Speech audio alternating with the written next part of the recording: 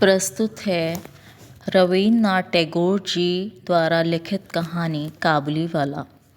मेरी 5 बरस की लड़की मिनी से घड़ी भर भी बिना बोले नहीं रहा जाता।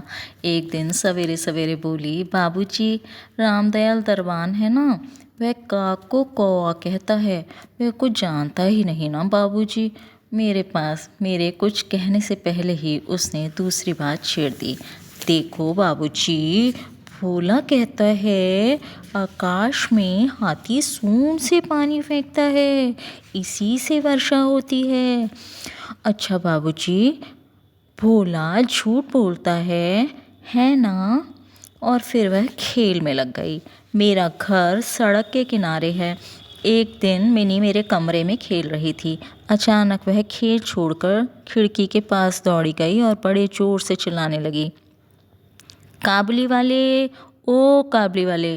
कंधे पर मेवों की झोली लटकाए, हाथ में अंगूरों की पिटारी लिए एक लंबा सा काबुली वाला धीमी चाल से सड़क पर चला आ रहा था। जैसे ही वह मकान की ओर आने लगा, मिनी भी घर के भीतर भाग गई। उसे डर लगा कि कहीं वह उसे पकड़ कर ना ले जाए। उसके मन में यह बात बैठ गई थी कि काबुली वाले की झोली के अंदर तलाश करने पर उस जैसे और 2-4 बच्चे मिल सकते हैं। काबुली वाले ने मुस्कुराते हुए मुझे सलाम किया। मैंने मिनी के मन में से डर को दूर करने के लिए उसे बुलवा लिया। काबुली वाले ने झोली से किशमिश और बादाम निकालकर मिनी को देना चाहा, पर उसने कुछ ना लिया। डर कर वह मेरे घुटनों से चिपट गई। कुछ दिन बाद मैं किसी ज़रूरी काम से बाहर जा रहा था। देखा कि मिनी काबुली वाले से खूब बातें कर रही है। मिनी की झोली बादाम किशमिश से भरी हुई थी। काबुली वाला प्रतिदिन आता रहा। उसने किशमिश बादाम उसके किशमिश बादाम ने मिनी के छोटे से हृदय पर काफ़ी अधिकार जमा लिया था। दोनों में बहुत बहुत बातें होती और वे खूब हंसते। रहमत काबुली वाले को देखते ही मेरी लड़की हंसते हुए पूछती, काबुली वाले, ओ काबुली वाले, तुम्हारी झोली में क्या है? रहमत हंसता हुआ कहता, हाथी। फिर वह मिनी से कहता, तुम ससुराल कब जाओगी? रहमत अपना मोटा घूंसा तान कर कहता, हम ससुर को मारेगा। इस पर मिनी खूब हंसती। एक दिन सवेरे मैं अपने कमरे में बैठा कुछ काम कर रहा था। ठीक उसी समय सड़क पर बड़े जोर का शोर सुनाई दिया। देखा तो रहमत को 2 सिपाही बांधे लिए जा रहे हैं। रहमत के कुर्ते पर खून के दाग हैं और सिपाही के हाथ में खून से सना हुआ छुरा। हुआ यूँ कि हमारे पड़ोस में रहने वाले एक आदमी ने रहमत से एक चादर खरीदी।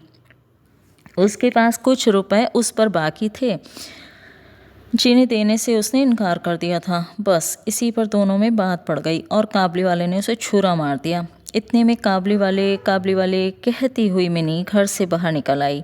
रहमत का चेहरा क्षण भर को खिल उठा। मिनी ने आते ही पूछा, तुम ससुराल जाओगे? रहमत ने हंसकर कहा, हाँ, वहीं तो जा रहा हूँ। छुरा चलाने के अपराध में रहमत को कई साल की सजा हो गई। काबुली वाले का ख्याल धीरे धीरे मेरे मन से बिल्कुल उतर गया और मिनी भी उसे भूल गई। कई साल बीत गए। आज मिनी का विवाह है। मैं अपने घर में बैठा हुआ खर्च का हिसाब लिख रहा था। इतने में रहमत सलाम करके एक और खड़ा हो गया। पहले तो मैं उसे पहचान नहीं सका। अंत में उसकी ओर ध्यान से देखकर पहचाना कि यह तो रहमत ही है। पूछा, क्यों रहमत, कब आए? कल ही शाम को जेल से छूटा हूँ, उसने बताया। मैंने कहा, आज घर में एक ज़रूरी काम है, फिर कभी आना। वह उदास होकर जाने लगा। दरवाजे के पास रुककर बोला, ज़रा बच्ची को नहीं देख सकता? शायद उसे यही विश्वास था कि मिनी अब भी वैसी ही बच्ची है। मैंने कहा, बहुत काम है, आज उससे मिलना ना हो सकेगा। वह कुछ उदास हो गया और सलाम करके निकल गया। मैं सोच ही रहा था कि उसे वापस बुलाऊं। इतने में वह स्वयं ही लौट आया और बोला, ये थोड़ा सा मेवा बच्ची के लिए लाया था, दे दीजिएगा। मैंने पैसे देने चाहे पर उसने कहा, आपकी बहुत मेहरबानी है बाबू साहब, पैसे रहने दीजिए। फिर ठहर कर बोला, आपकी जैसी मेरी भी एक बेटी है। मैं उसको याद करके आपकी बच्ची के लिए थोड़ा सा मेवा ले आया करता था। मैं यहाँ सौदा बेचने नहीं आता। उसने कुर्ते की जेब से हाथ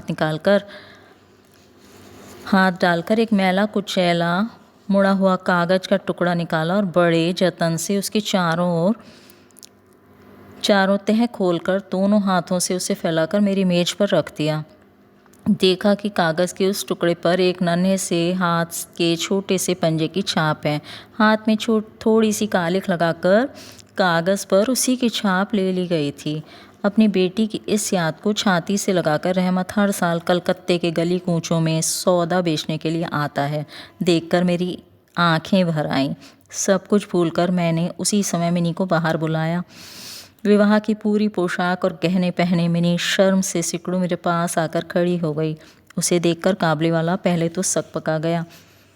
उससे पहले जैसी बातचीत करते न बना। बाद में वह हंसते हुए बोला, लल्ली सास के घर जा रही है क्या?